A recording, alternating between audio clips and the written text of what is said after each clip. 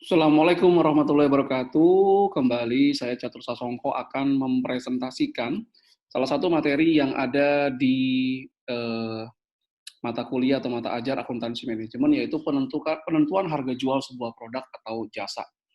Eh, Materi juga tersedia di e-learning.perbisalemba.com, kemudian cari e-learning akuntansi manajemen. Oke. Jadi ini adalah materi yang ada dalam mata ajar akuntansi manajemen. Yang akan saya bahas adalah tentang keputusan penetapan harga jual atau pricing decision.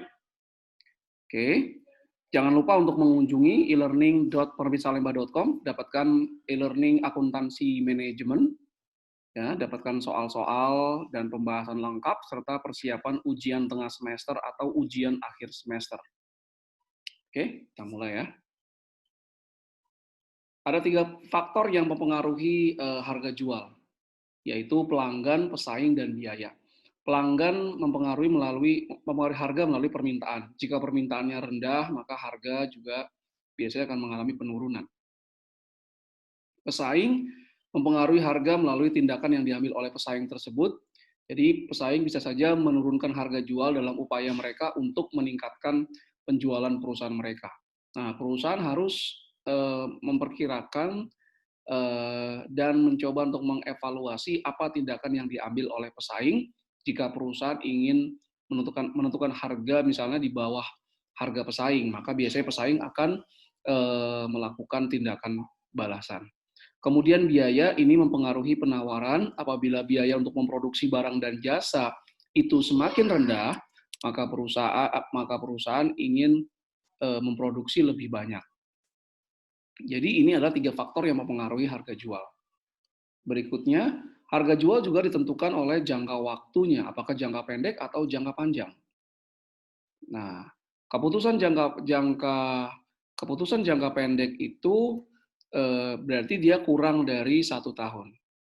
Nah, ini misalnya penentuan harga untuk order khusus, ya, yang sudah dipelajari di differential cost analysis atau tactical decision making, pengambilan keputusan jangka pendek. Kadang-kadang perusahaan mengalami atau memperoleh pengalaman untuk penentuan harga untuk order khusus. Ada permintaan order khusus dari pelanggan, membeli dalam jumlah yang sangat banyak, kemudian pembelian dilakukan hanya sekali saja dengan harga yang jauh di bawah harga normal. Nah, kemudian untuk jangka pendek ini juga perusahaan menyesuaikan bauran produk dan volume output. Nah, mungkin produk-produk mana yang sedang mengalami permintaan yang meningkat, nah maka mungkin harganya akan ditingkatkan. Sedangkan produk-produk yang mengalami penurunan permintaan, mungkin harga jualnya akan diturunkan dengan memberikan diskon. Nah, kemudian ada keputusan jangka panjang, ini lebih dari 1 tahun. Ini menentukan harga suatu produk di pasar utama, di mana pengaturan harga memiliki sedikit kelonggaran. Keputusan harga jangka pendek dan jangka panjang, biaya-biaya yang seringkali tidak relevan. Nah, untuk keputusan jangka pendek, contohnya adalah biaya tetap jika perusahaan masih berproduksi di bawah kapasitasnya. Umumnya, dia tidak relevan dalam jangka pendek, tidak diperhitungkan dalam menentukan harga jual, tapi akan relevan dalam jangka panjang. Nah, karena dapat dirubah dalam jangka panjang. Jadi, all costs will be variable in the long run.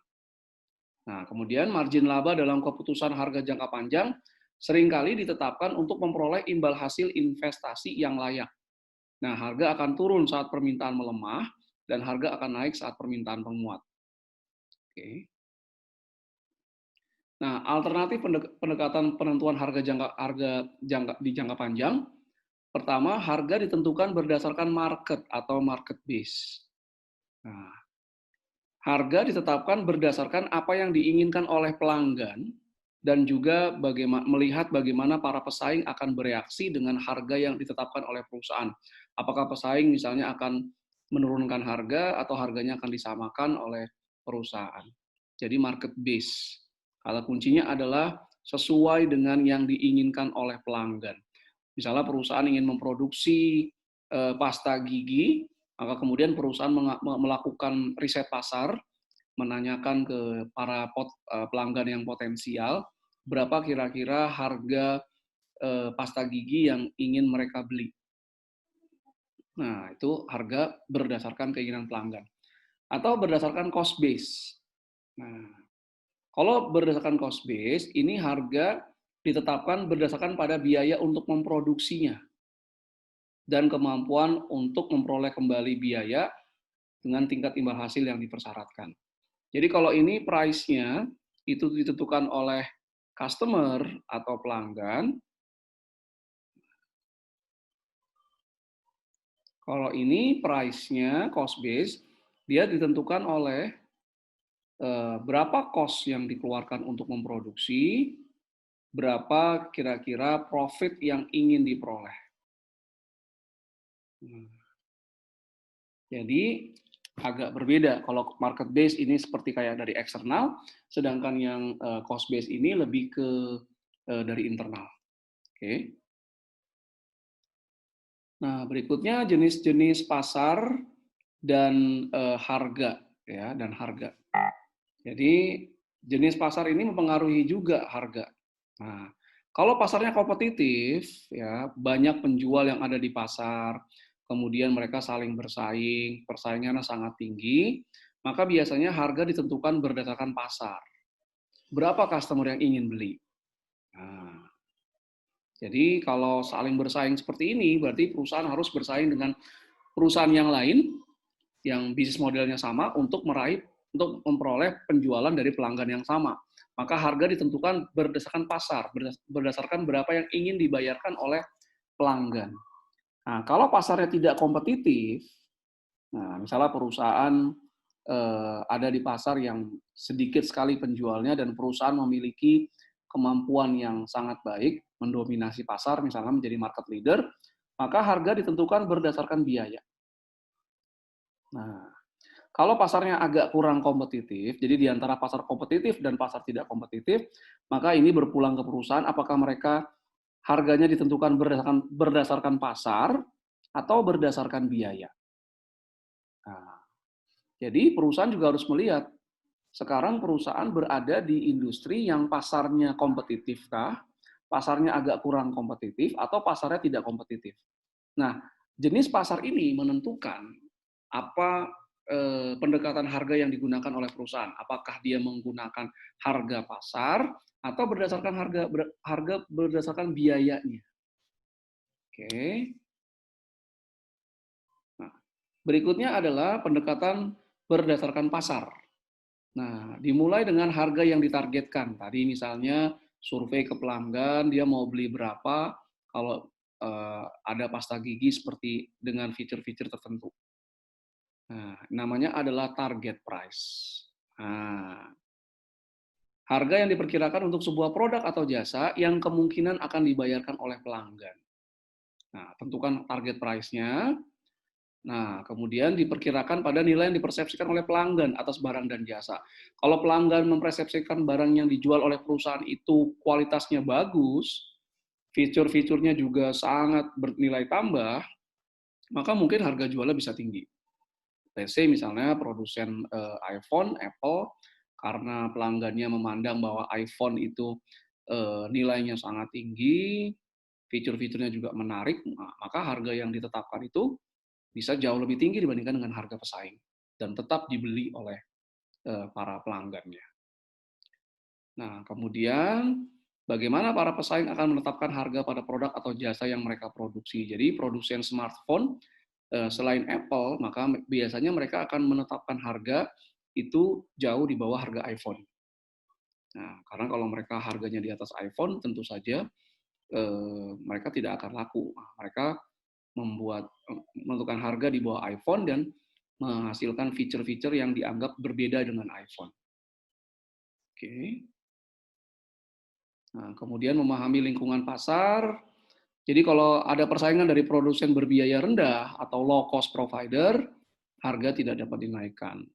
Jadi persaingan itu di perusahaan bisa menggunakan harga atau juga bisa menggunakan dari fitur-fitur dari produk atau jasa yang dihasilkan. Nah, saat ini itu life cycle produk itu umurnya sangat pendek. Jadi ketika meluncurkan produk di tahun 2019 ya misalnya, mungkin 2020 itu udah ada produk baru lagi. Nah, dengan fitur-fitur yang baru yang lebih canggih. Nah, oleh karena itu, karena waktunya sangat pendek, maka kalau ada kesalahan dalam penetapan harga, itu hanya punya waktu yang sedikit untuk memperbaiki dan peluang untuk memperbaikinya pun sangat kecil. Jadi, oleh karena itu dengan kondisi saat ini di mana life cycle atau daur hidup produk itu sangat pendek, maka perusahaan harus dengan cermat menghitung berapa harganya agar harga tersebut dapat menutupi biaya yang dikeluarkan dan memperoleh pendapatan dan sesuai dengan yang dipersepsikan atau diharapkan oleh pelanggan. Karena kalau salah, misalnya harganya lebih tinggi daripada yang dipersepsikan oleh pelanggan, maka produknya akan mengalami tidak ada yang membeli. Nah, mereka akan beli produk pesaing. Tapi kalau harga yang dijualnya itu ternyata lebih rendah daripada cost-nya atau biaya untuk produksinya, maka perusahaan bisa mengalami kerugian. Jadi harus hati-hati dalam penetapan harga. Nah, sekarang saat ini pelanggan telah memiliki pengetahuan yang lebih banyak lagi. Mereka bisa melakukan pencarian informasi melalui situs web, sosial media, dan sebagainya.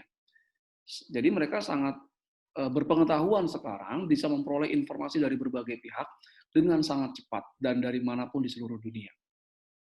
Nah, oleh karena itu, perusahaan harus betul-betul know your customer well. Nah, saat ini para pelanggan itu menginginkan pertama, produk yang lebih berkualitas, produk atau jasa yang lebih berkualitas dengan harga yang masuk akal dan juga pengirimannya lebih cepat. Ya, jadi customer wants faster delivery, more quality on product with reasonable price. Kadang-kadang disebut dengan istilah harga yang lebih murah. Nah, ini yang menjadi tantangan bagi perusahaan. Ya, eranya dulu misalnya kalau barang berkualitas itu pasti harganya tinggi atau mahal sudah selesai. Sekarang kualitas memang harus lebih tinggi, harus tinggi, tapi harga juga harus masuk akal. Nggak berarti kalau kualitasnya tinggi, harganya bisa sangat luar biasa tinggi di luar kemampuan atau persepsi dari para pelanggan. Selanjutnya kita masuk ke penentuan harga berdasarkan metode target price. Berikut ini adalah 5 langkah dalam mengembangkan target price dan target cost. Yang pertama, kembangkan produk atau jasa yang dapat memenuhi kebutuhan pelanggan dengan cara memuaskan. Nah, kalau sudah diperoleh produk atau jasa yang akan dikembangkan dan sudah jadi, maka kemudian pilih target price. Nah, yang ditentukan pertama kali justru adalah berapa harga jualnya. Dari mana dapatnya? Bisa melihat harga dari produk yang sejenis yang dikeluarkan oleh para pesaing, berapa pesaing menjual harganya, bisa melakukan riset pasar, menanyakan ke para potensial customer tentang berapa harga mereka inginkan. Kemudian pilih laba yang ingin diperoleh. Profitnya mau berapa? Labanya mau berapa? Nah, kalau sudah tahu berapa harganya, berapa labanya, maka mudahnya adalah perusahaan bisa menentukan cost atau biaya untuk memproduksi barang dan jasa itu adalah harga jual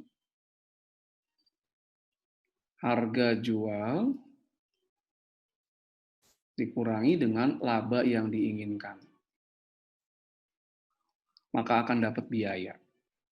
Nah, jadi tentukan dulu harga jual yang diinginkan, targetnya, price-nya, berapa laba yang diinginkan juga, setelah itu harga kurangi laba adalah cost.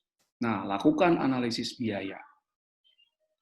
Berikutnya setelah itu lakukan value engineering untuk mencapai target biaya. Karena dengan target pricing ini, kalau cost-nya, katakanlah harganya 100.000 per unit, 10.000 per unit, sorry ya misalnya.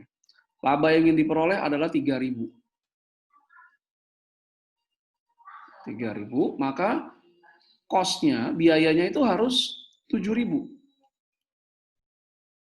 Nah, jadi bagaimana caranya perusahaan dengan melakukan value engineering mencapai biaya ini 7.000. Kalau biayanya akhirnya 8.000 misalnya, maka target profitnya nggak tercapai 3.000, jadi 2.000. Nah, harus dicari cara. menggunakan direct material, tenaga kerja, overhead, melakukan berbagai efisiensi agar 7.000 bisa tercapai. Oke, jadi tentukan harga jual pertama, kembangkan produk yang akan memenuhi kebutuhan pelanggan dengan memuaskan. Yang kedua, tentukan harga target price-nya berapa. Yang ketiga, berapa laba yang diinginkan. Kemudian analisis biaya, berapa cost-nya, analisis biaya, dan lakukan value engineering, lakukan berbagai tindakan agar target biaya tersebut tercapai. Nah, ya, let's say misalnya di bulan puasa, ibu rumah tangga ingin menambah penghasilan suaminya dengan cara menjual kolak. Nah, ketika dia ingin menjual kolak, maka dia cari dulu resepnya buat kolak, let's say kolak pisang dan ubi gitu ya. Kemudian dia harus lihat harganya berapa sih di pasar. Oh, harganya di pasar kebanyakan 10.000. Oke, kita menjual 12.000. Lebih mahal dari pasar, kenapa? Karena mungkin lebih berkualitas, gulanya lebih menggunakan gula yang asli, tidak menggunakan gula artifisial. Pisang dan ubinya pun dipilih yang kualitas baik. Jadi setelah dapat harga jualnya 12.000, kemudian mau laba berapa? Let's say dia mau laba sekitar 30%. Jadi labanya 30% kali harga jual ya. Jadi kalau price-nya tadi misalnya price kolaknya itu 12.000 per gelas itu, kemudian dia ingin dapat laba itu 30% dari harga jual, maka labanya adalah 30% kali 12.000. Nah, dapat 3.600. Maka biaya per unit, cost-nya per unit untuk menghasilkan kolak itu adalah 12.000 dikurangi 3.600. Jadi biaya maksimal untuk membuat satu gelas kolak itu adalah 8.400. Kalau biayanya di atas 8.400, maka si ibu tersebut tidak dapat keuntungan 3.600. Nah, dilakukan value engineering-nya, misalnya harusnya berapa potong itu pisang dan ubinya. Kemudian takaran gula dan air dan santannya harus berapa, yang menghasilkan kolak dengan kualitas yang diinginkan, dan dengan biaya paling banyak adalah 8.400 agar tercapai 3.600 profitnya. That's target price. Nah, value engineering adalah evaluasi secara sistematik atas seluruh aspek dari rantai nilai ya, atau value chain. Value chain, Anda ingat ada primary activities dan ada supporting activities ya. Oke, tujuannya mengurangi biaya pasti agar tercapai target biayanya, target labanya. Kemudian meningkatkan kualitas, produknya lebih berkualitas, tidak cepat rusak, handal dan sebagainya, dan memuaskan kebutuhan pelanggan. Pelanggan adalah alasan keberadaan perusahaan. Oke. Nah, manajer harus mampu membedakan antara aktivitas yang menambah nilai atau value added activities beserta biayanya, dan aktivitas yang tidak menambah nilai atau non value added activities beserta biayanya. Oke. Kita lihat. Nah, biaya ada yang menambah nilai, ada yang tidak menambah nilai. Kata kuncinya menambah nilai jika dihilangkan, mengurangi nilai yang dipersepsikan di mata pelanggan. Nah, jadi kalau ini yang menambah nilai ini dihilangkan aktivitinya, itu persepsi pelanggan terhadap produk atau jasa yang dihasilkan perusahaan menjadi turun. Nah, kalau tidak menambah nilai, jika dihilangkan tidak akan mengurangi nilai yang dipersepsikan oleh pelanggan. Nah, jadi harus dibedakan menambah nilai. Contoh misalnya aktivitas yang tidak menambah nilai itu adalah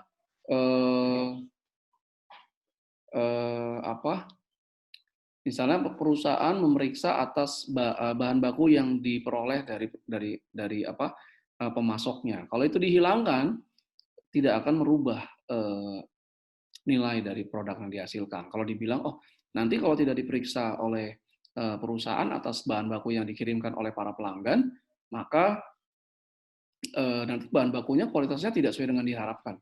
Nah, kalau seperti itu, maka harusnya dari awal sudah melakukan kerjasama dengan para pemasok yang sudah kita ketahui yang perusahaan sudah ketahui kualitas dari produknya dan mereka selalu dapat memberikan memenuhi kebutuhan dari perusahaan. Nah, jadi menambah nilai. Jadi layaknya seperti yang Anda sudah pelajari sebetulnya di activity based management, perusahaan itu idealnya adalah terdiri dari sekumpulan aktivitas-aktivitas yang menambah nilai.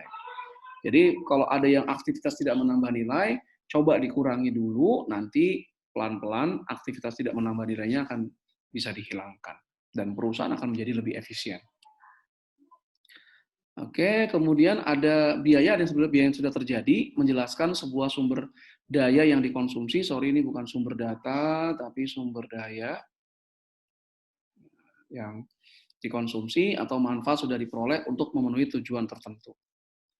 Nah, ada yang disebut dengan istilah lock-in cost atau design-in cost. Ini biaya yang belum dikeluarkan, tapi berdasarkan keputusan yang telah diambil akan terjadi di masa depan. Nah, ini lock-in cost yang harus juga diperhatikan karena dia merupakan kunci untuk mengelola biaya dengan baik. Misalnya perusahaan tidak berhati-hati dalam mendesain barangnya, produk yang akan dihasilkan. Nah, ternyata ketika nanti dijual ke pelanggan, digunakan oleh pelanggan, produk tersebut salah desain akhirnya mengakibatkan gampang rusak. Akhirnya pelanggan tersebut ke perusahaan kemudian mengajukan garansi. Atas garansi tersebut ada biaya yang harus dikeluarkan oleh perusahaan, misalnya mengganti suku cadang atau malah mengganti dengan produk baru secara gratis. Nah, ini yang harus diperhatikan oleh perusahaan. Jadi biaya itu siogianya tidak hanya yang dihitung dan diperhatikan itu dan dianalisis itu di monitoring itu bukan hanya biaya produksi, tapi dari biaya awal, biaya ketika mendesain produk, biaya saat dilakukan research and development produk tersebut juga itu sangat penting yang bisa mempengaruhi biaya ke depan. Nah, kalau dari grafik ini kalau kita lihat, nah ini adalah cost incurrence curve. Nah, dia akan meningkat ketika jumlah unit yang dihasilkan meningkat. Nah, ini yang kita tahu total manufacturing cost, ya, direct material plus direct labor plus overhead. Nah, R&D and design cost juga harus diperhatikan sebetulnya, karena tadi kalau dia salah desain, akibatnya bisa fatal bagi perusahaan. Nah, jadi kalau dilihat di sini harusnya dari mulai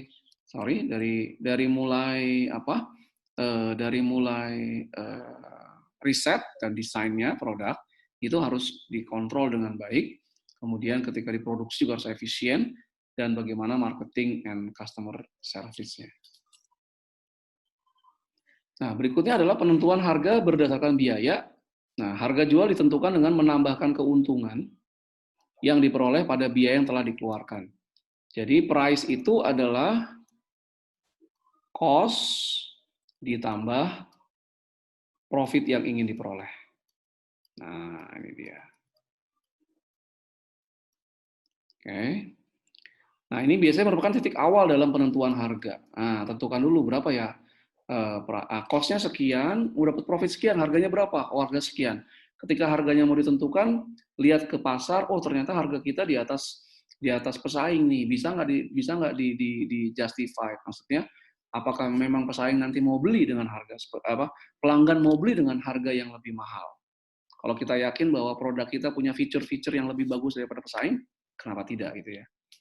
Nah, kemudian keuntungannya harus mempertimbangkan pelanggan dan pesaing. Ya, jadi kalau misalnya keuntungan yang diambil ingin terlalu besar, mengakibatkan harganya menjadi lebih tinggi daripada pesaing, dan pelanggan menganggap itu harganya terlalu tinggi, dipersepsikan terlalu tinggi, maka pelanggan nggak mau beli. Kemudian kalau pesaing lihat juga, kalau misalnya harga yang ditetapkan itu lebih rendah dari pesaing, mungkin pesaing akan melakukan tindakan balasan dengan cara mengurangi harga jualnya.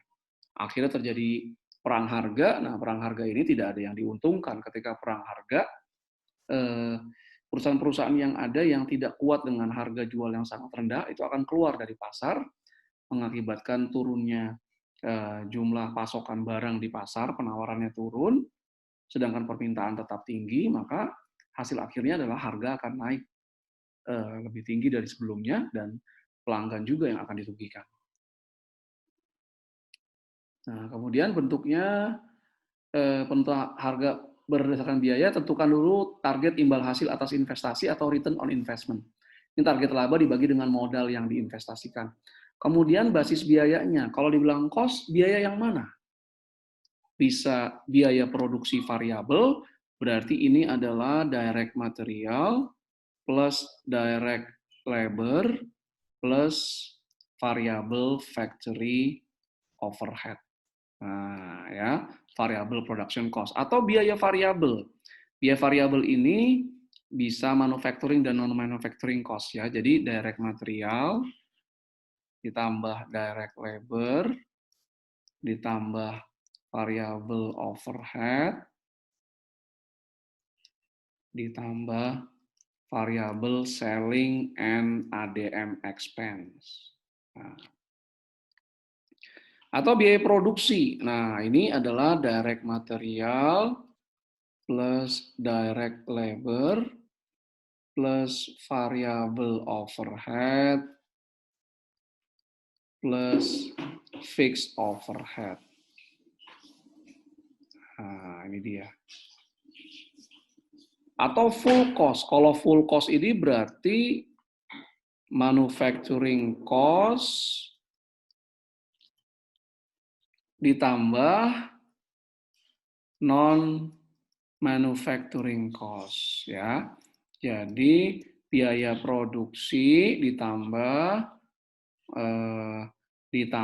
dengan biaya penjualan dan biaya administrasi. Nah, ini ya. Oke.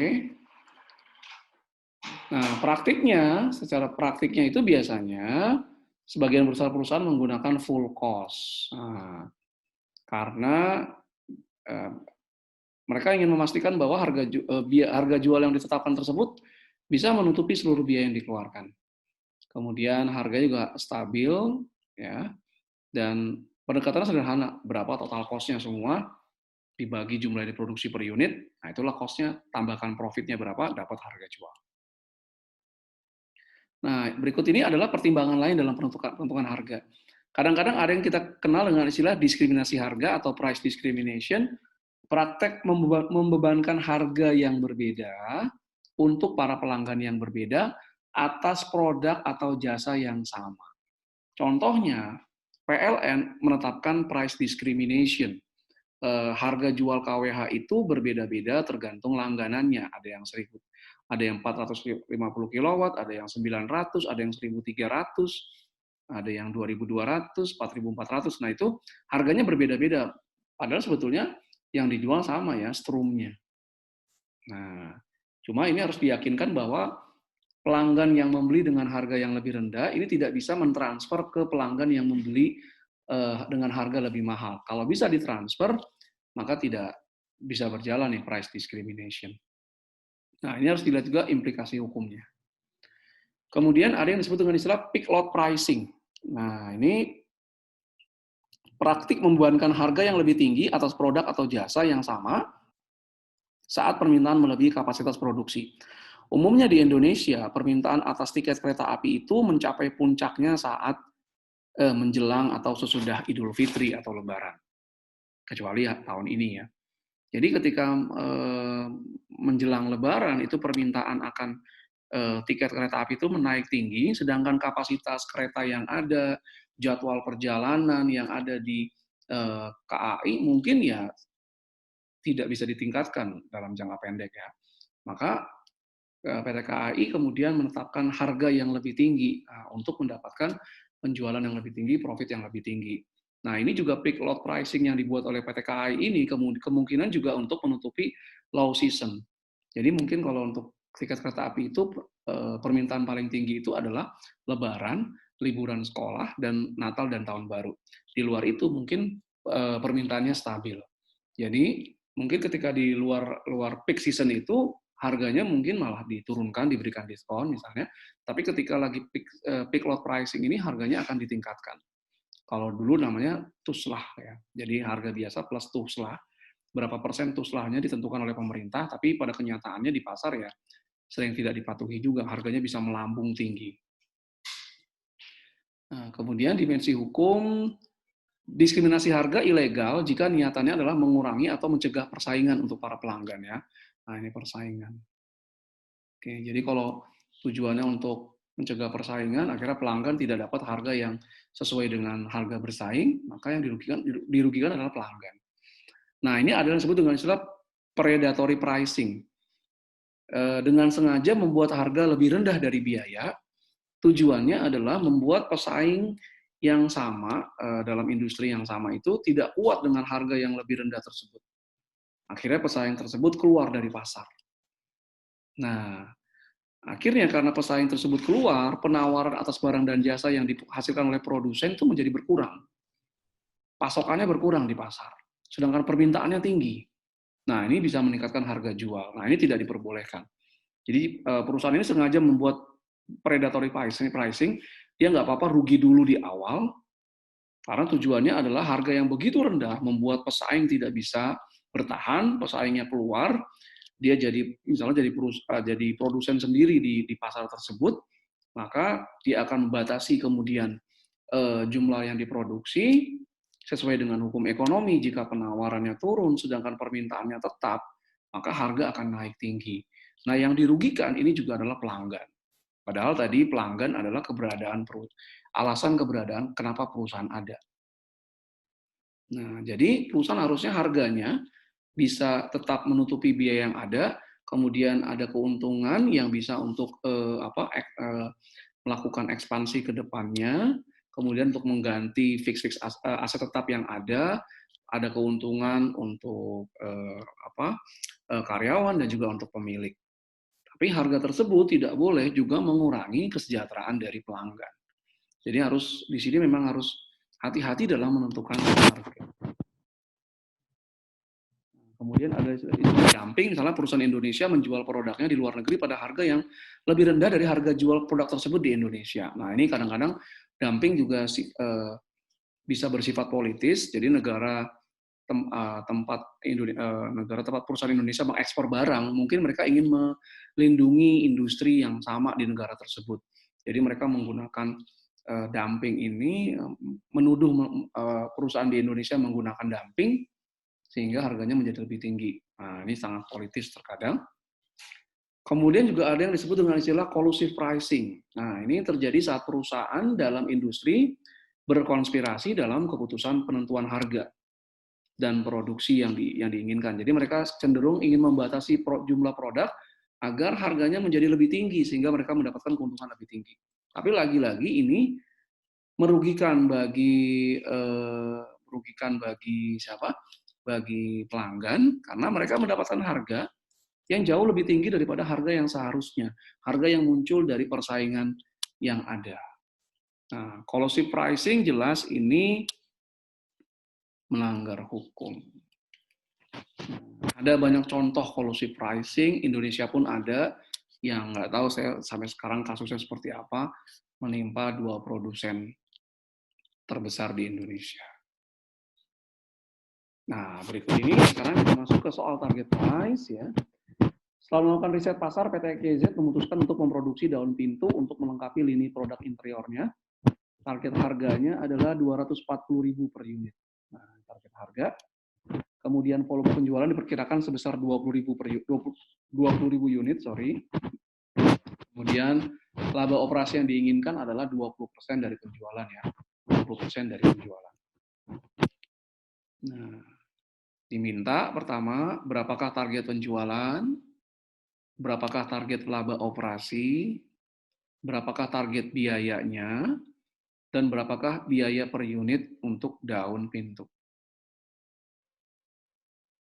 Nah, ini adalah jawabannya. Pertama, target penjualan. Berapakah penjualannya? Penjualan adalah price times quantity. Ya, P kali Q. Harga jualnya adalah 240.000 dan jumlah target penjualannya adalah 20.000 unit setahun, maka per tahun itu adalah 24.000 kali 20.000, kita dapatkan 4,8 M hasil penjualan daun pintu ini. Berikutnya, berapakah target laba operasinya? Target laba operasi adalah target laba yang diinginkan dikali total penjualan. Total penjualan berasal dari sini. Target labanya adalah 20% kali penjualan. Nah, ini ke sini, 4,8. Maka didapat 960 juta. Oke. Berikutnya, berapakah target biayanya? Target biaya adalah penjualan dikurangi target laba operasi. Penjualannya tadi 4,8 M, dikurangi target laba operasi yang diinginkan adalah 960 juta. Maka biayanya adalah 3 miliar 840 juta. Nah, jadi perusahaan ini harus memproduksi daun pintu itu total biaya setahunnya adalah 3 miliar 840 juta agar target laba operasi 960 juta tercapai. Berapakah biaya per unitnya? Biaya per unit adalah berarti target biayanya. Nah, ini 3840 dibagi dengan jumlah unit yang diproduksi. Tadi kalau nggak salah setahun diproduksi targetnya adalah 20.000 unit. Jadi 3840 bagi dengan 20.000 unit kita dapatkan 192.000. Oke. Dengan demikian berakhir sudah presentasi saya terkait dengan kebijakan penentuan harga yang merupakan salah satu materi dari mata ajar akuntansi manajemen. Oke, jangan lupa untuk mengunjungi penerbitsalemba.com atau kalau ingin membeli buku online bisa di lexikabookstore.com, dapatkan buku original dengan diskon yang menarik gitu ya. Dan buku kemudian kami juga ada e-learning penerbitsalemba.com. Jadi untuk akuntansi manajemen kita ada e-learningnya ya. Datangi e-learning penerbitsalemba.com, kemudian Anda ketik akuntansi manajemen di pencarian. Nah, di e-learning akuntansi manajemen itu Anda dapatkan video pembelajaran lainnya, kemudian soal-soal yang bisa Anda kerjakan secara mandiri, dan nanti ada pembahasan lengkap. Kemudian kalau Anda ingin menghadapi ujian tengah semester atau ujian akhir semesternya, ada tryout-nya juga yang bisa Anda kerjakan mandiri dan nanti ada jawabannya. Oke, terima kasih atas segala perhatiannya. Mohon maaf jika ada berbagai kekurangan. Assalamualaikum warahmatullahi wabarakatuh. Salam sejahtera untuk kita semua. Oke, tadi adalah video pembelajaran saya tentang materi akuntansi manajemen yang yaitu tentang keputusan penentuan harga atau pricing decision. Terima kasih. Assalamualaikum warahmatullahi wabarakatuh.